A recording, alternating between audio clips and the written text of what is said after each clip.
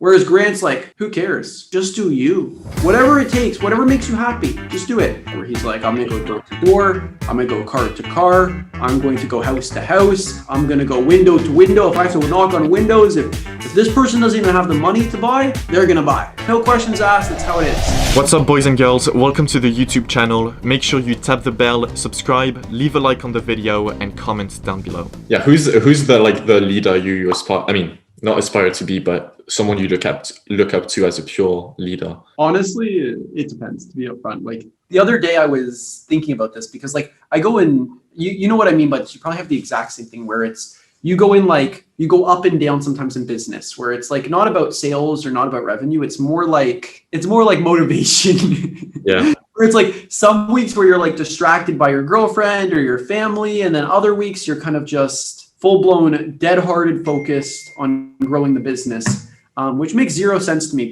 And I say this all the time, and he's probably a terrible influence. He used to be a crack addict when he was a kid. Grant Cardone. So, yeah. Right? So there's one book, Be Obsessed or Be Average. I listen to it all the time whenever I'm dismotivated. And all of a sudden, like the next day I'm like hyperdrive and I just go right back to normal. And it's like my kind of fix. And it always works. I don't know why, but it takes like an hour of listening to. And it's like all of a sudden you just jump right back into the rhythm. But what's it like for you? Do you have any tips or tricks that I can steal? I mean, on my side, it's funny because I would say it's like his opponents, Jordan Belfort. I don't know if you've heard like the clash between the two, but I've seen the movie like 300 times, and I enjoy his podcast and stuff. But it's funny. It's like the opposites. But I don't know if I like him as a leader. It's more so like the selling aspect that really attracts me, and that's why you make the money. So it's kind of fun. I like sales. So I mean, there was a YouTube video where it's like Grant and Belford, they hate each other. Hate each other. Have you seen that video? Yeah, they wanted to do like a boxing match or something. Yeah, they hate each other, like hate, because it's two entirely different mentalities. Entirely different. Sure. Grant takes the mentality of like, you got to be full blown into it. You got to be obsessed. You have to have the 10x mentality. You have to scale. Yeah, who cares about keeping up with demand? You'll figure it the fuck out. Sorry for my French, but you'll just figure it out. Whereas Jordan, from my perspective, takes the more planned and methodical approach, where you have to have the resources in place and you have to scale effectively and capitalize on the market. More the finance approach, if you understand. Where Grant is more like, I don't really know what I'm doing, but we're going to do it. Which, to be upfront with you, I sort of appreciate more because he came from a lot less and made it happen. And to me, that's much more inspiring. And at the same time, too, it's just the side or the mentality takes that even an idiot could understand it. Not saying I'm an idiot, but it's it makes more sense to me the way in which that he kind of talks about how to scale something. And it's a lot of stuff he says I don't agree with, but a lot of stuff he does say I sometimes agree with quite a bit. And that's just how I see it. But there's a few other people to be upfront with you, I'm not a fan of Gary Vee. Definitely not a fan of Gary Vee. Sorry? Why is that? He's fake millennial. He's super big on social and I respect the living hell out of it. But to me, and I know this sounds super screwed up, but he doesn't really have a large business that backs him other than the marketing company he has. That's it. That's all he has. All he has is his marketing company, but he talks so much about business, but all he has is a marketing company, which I understand. Business is marketing. I understand that. But business is more so sales. And yeah, but I think he's also doing things at another level. Like his clients are only S&P 500 companies. And to close, like Coca-Cola, you need to know your shit and being able to execute, which what he does is like executing on social media at a level that no one is able to keep up with. And that's why he's winning. Yes, but at the same time too, it's personally, it's just, I don't like his mentality towards how he does marketing. Being very upfront, I'm not a hater. Sure. Honestly, I could care less, but I never clicked with him. It's a very different mentality that to me is just, it doesn't make logical sense, everything he does. I think it was more a lot of luck that he kind of pulled into it. And maybe I'm wrong, maybe I'm right. There's a lot of hard work there too, but whereas Grant just took the total hard work side where he's like, I'm going to go door to door. I'm going to go car to car. I'm going to go house to house. I'm going to go window to window. If I have to knock on windows, if this person doesn't even have the money to buy, they're going to buy. No period. No questions asked. That's how it is. But it's not only that, it's the fact that how he figured out product market fit, the struggles he experienced, the way he scaled businesses. the fact that he's such an outlier, and like one thing Gary doesn't really stand by is stepping outside your comfort zone. Sometimes, like even when he's like, he had the YouTube video where he's like, quit university, but he's like, I'm not recommending it, but it's something you should consider. I'm just like, he just said 1 second ago to commit, and the next second he's like, but I don't recommend it. At least finish high school. Whereas Grant's like, who cares? Just do you. Whatever it takes, whatever makes you happy, just do it. Or I was listening to Be Obsessed or Be Average the other day, and he's like, we just woke up one day and we were bored. We just moved cities. We just moved from California, the great California, to Miami, like that, with our kids. And I'm just like, that's something I would do. I think probably Grant Cardone's approach is he knows that there is a model that works. He doesn't know how to do it, but he's just going to hit the numbers on the top of the funnel so hard that it will somewhat convert and he'll figure the rest as he goes, sort of thing. It's fun, but when you've been doing it hardcore for 1 month and you're not seeing results. But if you are seeing results, if it is if you see results, then it's worthwhile. Sure. Like, yeah.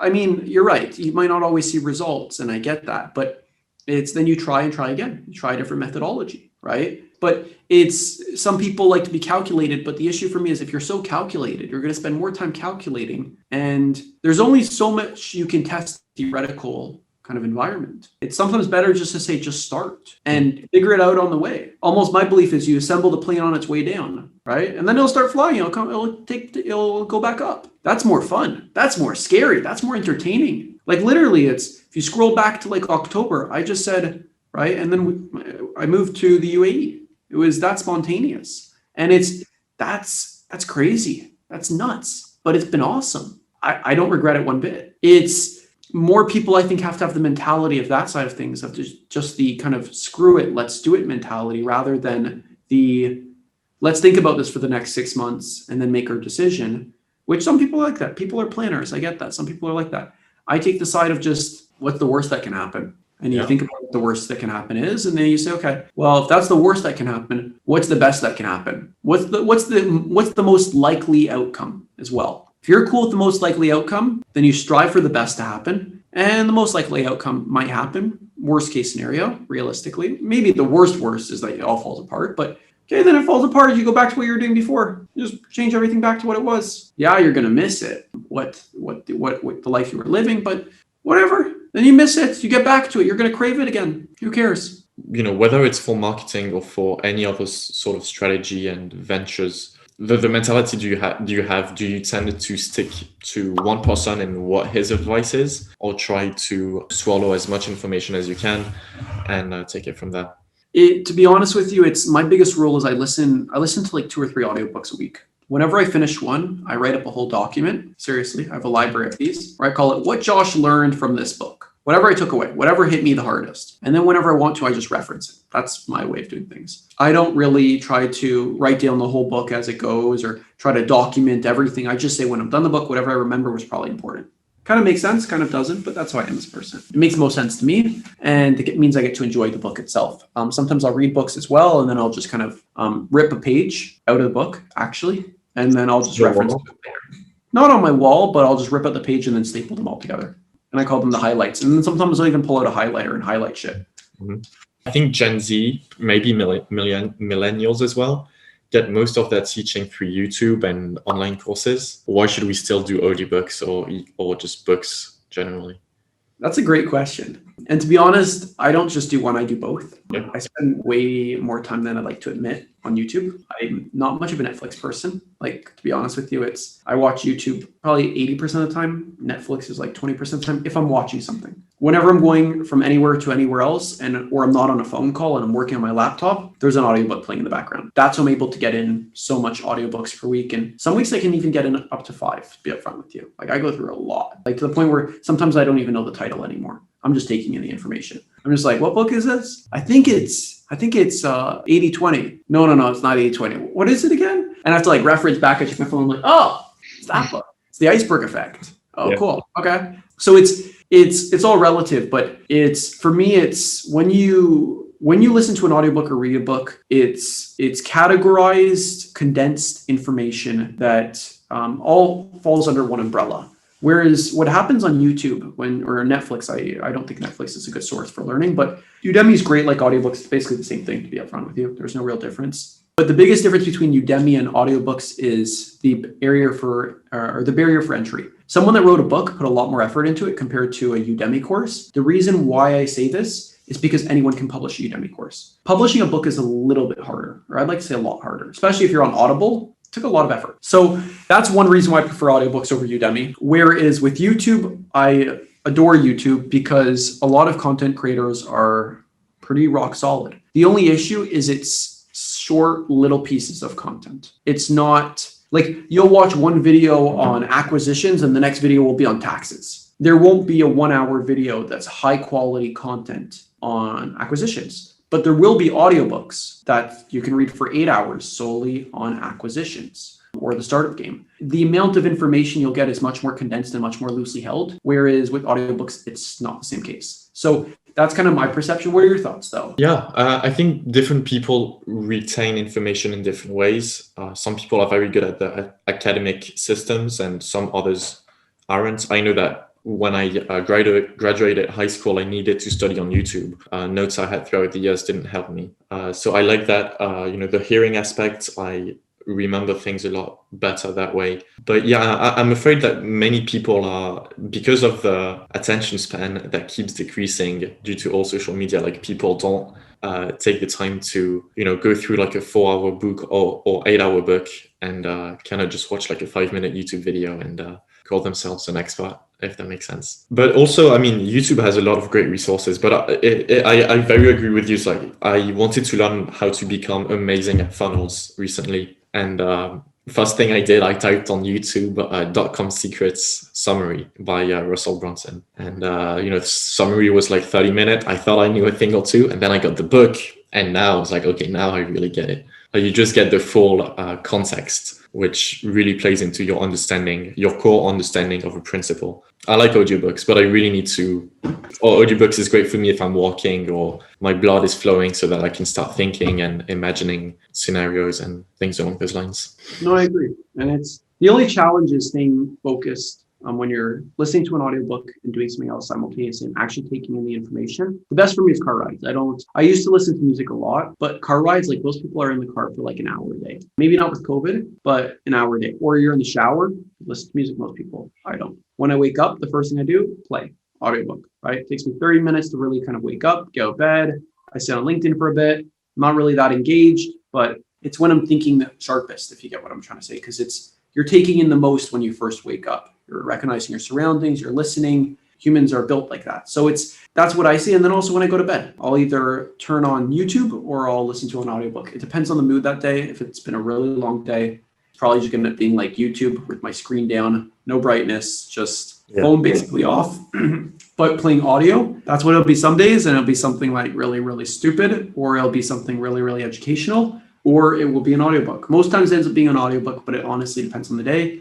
But yeah, it totally depends. Honestly, it depends on the person. Don't you find it frustrating with an audiobook that, like sometimes when you actually pay attention to like what they say, sometimes they say gold or, it's like, oh, that's a good idea. I need to like get back to this, etc. But the problem with audiobook is that if you want to take notes or remember these, you have to like have a pen and paper next to you. And I never do that with an audiobook. I'm like outside running or whatever.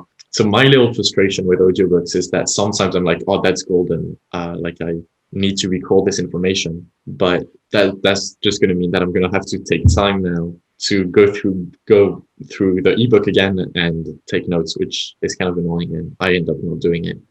So what I do a lot though, and it's a little bit weird of one of the things I do. So let's say, for example, if I like this morning, I went golfing. I know how I am with golfing. It clears my head quite a bit before I go, but I was listening to an audiobook right before. So like 4 to 5 times a day, I'll pull out voice memos on my iPhone and I'll just download a bunch of stuff from my brain. Because if I'm about to go do a task that I know will make it so that it'll clear my head and kind of de-stress me, there's a certain frame of mind that I get into when I'm super, super focused, super, super motivated, super, super kind of keen, that if I start relaxing, I'll lose it. And then to get back into it, I create a voice note talking about exactly what I was thinking, what was in my headspace before. I play that voice note probably 2 to 3 times. I'm like, okay, that's what I was thinking about. Put that back on your list. Go back to stressed.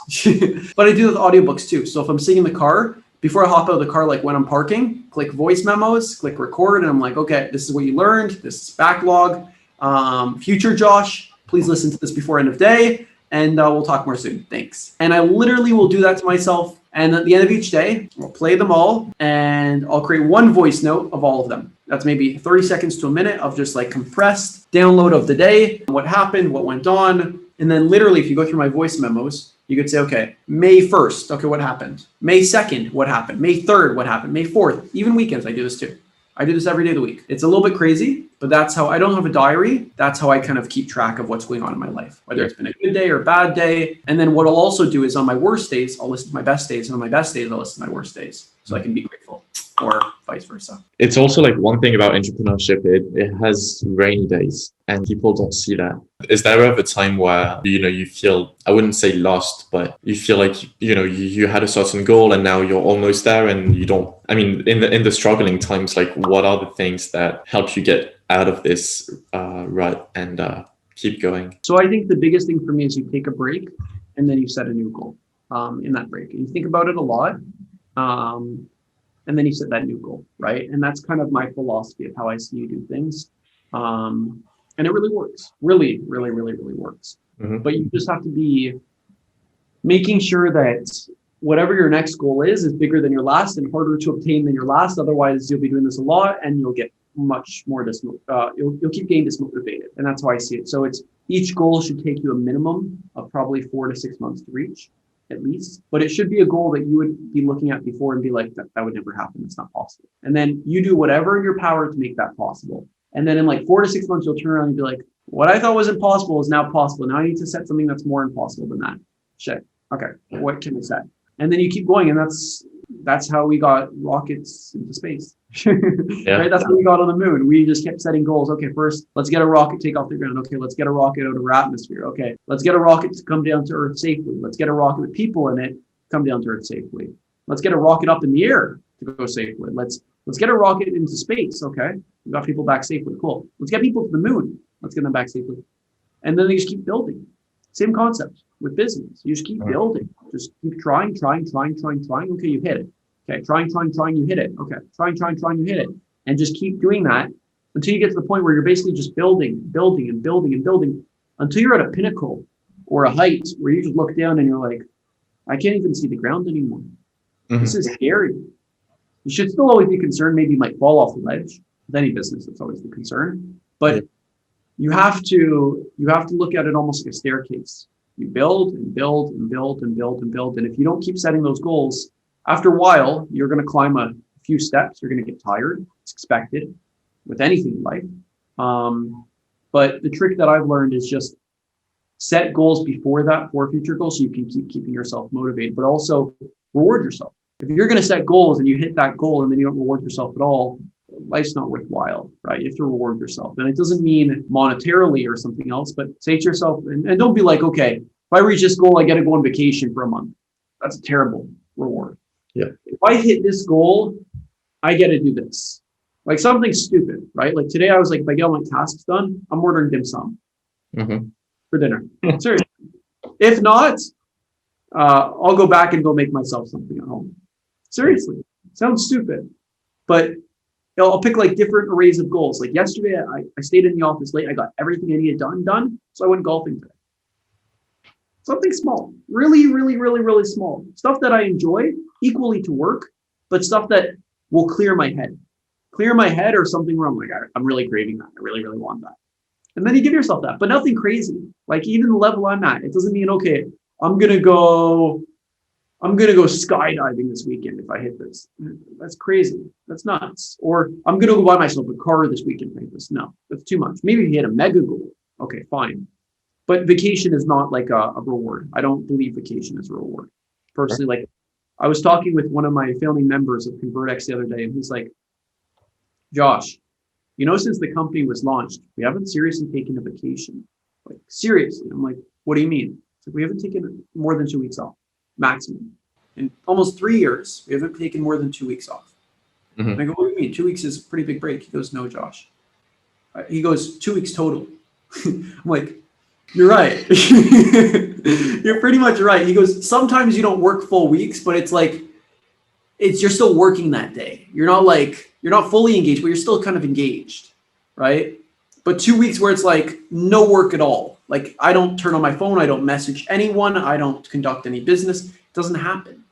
I can't though. It's not in my nature anymore. So I don't enjoy vacations. I don't last more than 2 days.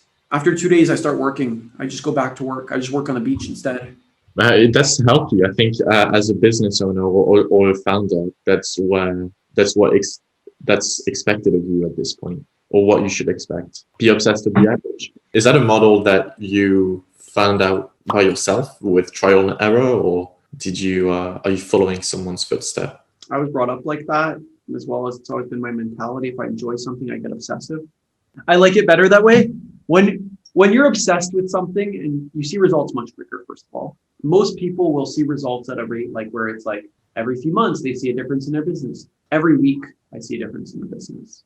Every day I see a difference. I see things changing at such a rate where it's like 10x, 10 times the speed. Literally. It's like, when you watch YouTube videos, you put it at like 1.5 or 1.25. I put it at 2. Okay. But I feel like life for me moves at 10. Seriously. Everything I do, relationships, business, projects, everything. I don't know why. It's very, very weird. Even friendships. Like I'll have friends that I've known for a year and I'm like, I've known this guy for 6 years. And it feels like that. Not really, but it feels like that. You get what I'm trying to say? Where they know everything about me. And it's been right? Nuts. But I prefer life like that rather than like taking 6 years to really get to know someone or taking 6 years to grow a business to our level.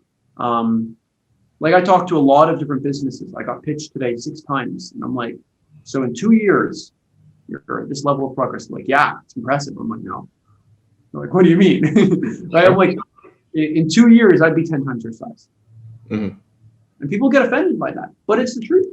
And if you're not scaling, you're sinking or you're shrinking. And if you're able to initially start scaling at 1x and then 2x and then 3x and 4x and 5x, it keeps building. As time goes, you'll just keep scaling quicker and quicker and quicker and quicker to the point where you're just like, this is nuts. We're growing 10x consistently every month. That's how I see it personally. 100%. I mean, let me ask you this final question, and I think it will be a good note to wrap it on. But would you trade your life for anyone else's? No. Because the adventure up until now has been mine. Maybe when I was younger, I had days where when you're first starting up a business, you're like, I wish I was still in the womb. I actually had days like that where I'm like, life would be so much simpler if I was just still a kid. Like just like a baby, you don't have to worry about anything. When you get to a certain point where you're just like freedom, just the freedom, it's unparalleled. It's addictive. The point where I'm just like, no. Even if you told me like Elon Musk with his amount of wealth and his lifestyle, no. Because the problems he deals with, I don't know. I prefer the devil I know rather than the devil I don't know. Yeah. Even if it means more money, even if it means the equivalent of a lottery. Some people in a heartbeat, they'd be like, I wish I could trade my life. The lifestyle I live, the way I live, the mentality I live with, what I've created, no, never. You? Oh no, definitely not. I'm living my best life, man. But I love like, what a time to be alive, to be honest. Yeah. It's definitely awesome. And it's cool to see how quickly time changes things. And there's this one song by Thomas Rhett. I think his name's Thomas Rhett. I think so. That I listened to maybe 5 years ago. I think it came out. And it's literally called Life Changes. And when I have these moments where I'm just like, fuck, life is sick. Or even just life is just different from what it was before. I play this song and I'm just like, it brings back the memories of like 5 to 6 years ago, what life was like. And I'm just like, it is just so different. It is so different from what it used to be. And I'm endlessly grateful of that. Endlessly. But it's just really cool to see. Right? Or even scrolling through your photos on your phone. It's nuts. You're just like, wow. Yeah. Life like that. That was 2 years ago? Really? But yeah, it was. Yeah, I love life, man. I'll get my editor to play the song as like an outro, and we'll make something look cool.